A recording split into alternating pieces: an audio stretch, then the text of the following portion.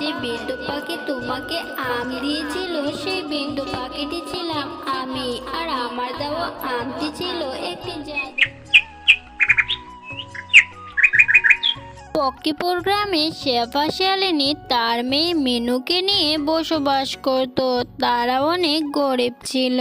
মা, মা, আমার খুব খিদে পেয়েছে, আমাকে কিছু খেতে দাও মা, আমি যে আর খিদের জ্বালা সহ্য করতে পারছি না।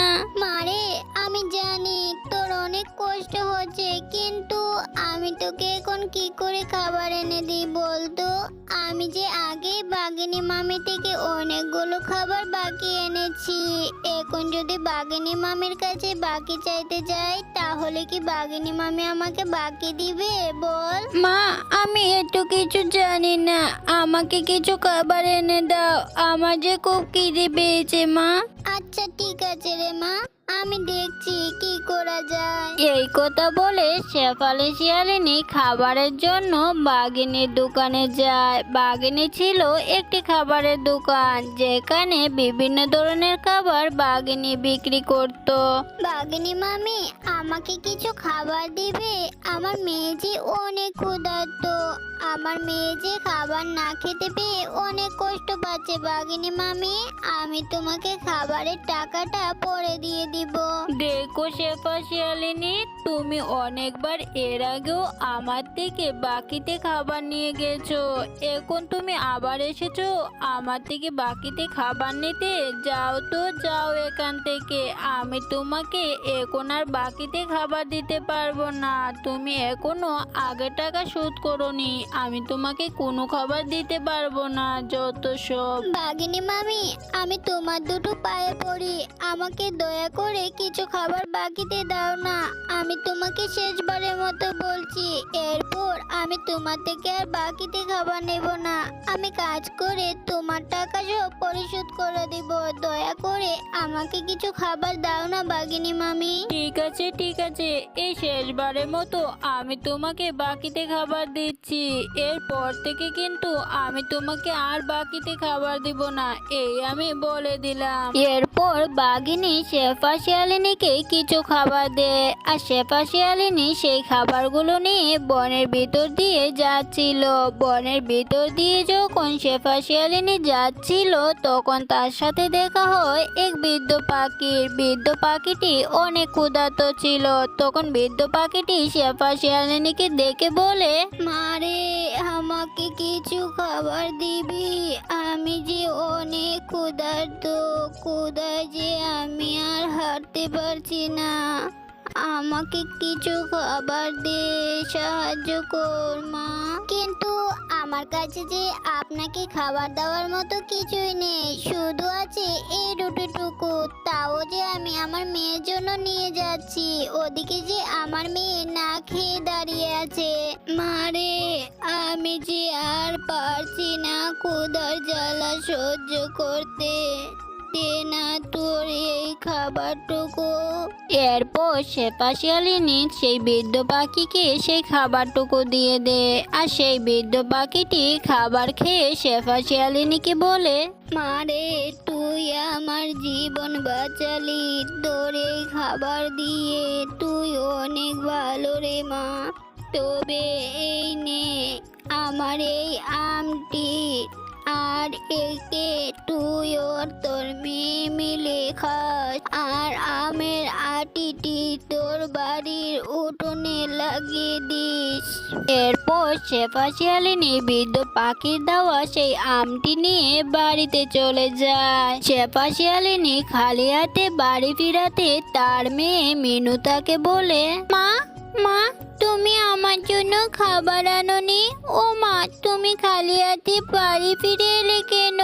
মা, আমার খুব খিদে পেয়েছে, আমাকে কিছু খেতে দাও মা। মারে, আমি তো তোর জন্য খাবারই আনছিলাম, কিন্তু পথে এক বৃদ্ধ মাসির সাথে আমার দেখা হয়ে যায়। সে যে খুব ক্ষুধার্ত ছিল, তার আকুতি মিনতি দেখে আমি যে তাকে খাবার না দিয়ে পারলাম না রে মা। আমি যে তোর জন্য আনা খাবারটা তাকে দিয়েছি, তবে মারে সে আমাকে একটা আম দিয়েছে, তুই সেই আমটি খেয়ে নে। এরপর শেফা শিয়ালিনী তার মেয়ে মিনুকে সেই আমটি দেয় আর মিনু সেই আমটি খায়। আম খাওয়ার শেষে মিনু তার মাকে বলে, মা, ও মা, এই আমের আটিটা লাগিয়ে দিলে কি আমের গাছ হবে? হ্যাঁ রে মা, হবেই তো। তাহলে মা চলো না আমরা এই আমের আটিটা লাগিয়ে দিই, তখন আমাদেরও একটি আম গাছ হবে। আমটা খেতে না মা অনেক সুস্বাদু ছিল। হ্যাঁ রে মা, সেই বিদ্যা মাসিও যে আমাকে বলেছিল এই আমের আটিটা লাগিয়ে দিতে। চল তাহলে আমরা আমের আটিটা লাগিয়ে দিই। এরপর শেফা শিয়ালিনী ও তার মেয়ে মিনু মিলে সেই আমের আটিটা তাদের বাড়ির উঠোনে লাগিয়ে দেয় আর তাতে অনেক পানিও দেয়। তারা তাদের ঘরে চলে যায় আর দেখতে দেখতে রাত হয়ে যায়। রাতে শেফা শিয়ালিনী ও তার মেয়ে মিনু ঘুমিয়ে পড়ে আর তখন তাদের লাগানো সেই আমের আটি থেকে অনেক বড় একটি আম গাছ হয় আর তাতে 3 রকমের ফল ধরে। পরদিন সকালে মিনু যখন বাইরে বের হয় তখন সে দেখতে পায় তাদের লাগানো সেই আমের আটি থেকে অনেক বড় একটা গাছ হয়েছে আর তাতে 3 রকমের ফল ধরেছে।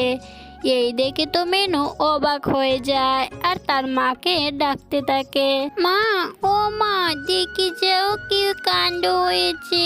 মিনুর ডাক শুনে শেফা শিয়ালিনী তাড়াতাড়ি করে বাইরে চলে আসে আর এসে দেখে সত্যি তাদের লাগানো সেই আমের আটি থেকে সত্যি একটি গাছ বেরিয়ে এসেছে আর সেই গাছটিতে 3 রকমের ফল ধরেছে। এ কি, এ আমি কি দেখছি? আমাদের লাগানো আটি থেকে এত তাড়াতাড়ি গাছ বের হলো কি করে? আর সেই গাছে 3 রকমের ফলই বা ধরলো কি করে? এসব কি হচ্ছে? আমি তো কিছুই বুঝতে পারছি না। শেফা শিয়ালিনী যখন এসব কথা বলছিল তখন সেখানে সেই বৃদ্ধ পাখিটি আসে, যেটি ছিল এক পরী। সেই পরীটি শেফা শিয়ালিনীকে বলে, শেফা, যে বৃদ্ধ পাখি তোমাকে আম দিয়েছিল সেই বৃদ্ধ পাখিটি ছিলাম আমি আর আমার দেওয়া আমটি ছিল একটি জাদুর আম, যে কারণে এই গাছটি হয়েছে আর তাতে 3 রকমের ফলও ধরেছে। আমি যখন বনের সবার কাছে সাহায্য চেয়েছিলাম তখন কেউই আমাকে সাহায্য করেনি। তখন তুমি তোমার মেয়ের জন্য যে খাবারটুকু নিয়ে যাচ্ছিলে সেই খাবারটুকু দিয়ে তুমি আমার খাওয়া ক্ষুধা নিবারণ করেছিলে, তাই আমি তোমাকে সেই জাদুর আমটি দিয়েছিলাম। এরপর সেই পরী সেখান থেকে অদৃশ্য হয়ে যায় আর শেফা শিয়ালিনী সবটা বুঝতে পারে। তখন মিনু তার মাকে বলে, মা, মা, আমি একটা ফল খাবো মা, আমাকে এই গাছ থেকে ফল পেড়ে দাও মা। ও মা, দাও না, দাও, আমি ফলগুলো খাবো। হ্যাঁ রে মা, দিচ্ছি, তুই দাঁড়া। এরপর শেফা শিয়ালিনী জাদুর 3 রকমের ফল গাছ থেকে মিনুকে একটি ফল পেড়ে দেয় আর মিনু সেই ফলগুলো অনেক মজা করে খায়। মিনু প্রতিদিন সেই ফল গাছ থেকে ফল পেড়ে খেত আর বাকি ফলগুলো শেফা শিয়ালিনী বাজারে বিক্রি করত। এভাবে সেই জাদুর 3 রকমের ফল বাজারে বিক্রি করে শেফা শিয়ালিনীর দিন বেশ সুখে শান্তিতে কাটতে থাকে। শেফা শিয়ালিনীর আর কোনো অভাব থাকে না।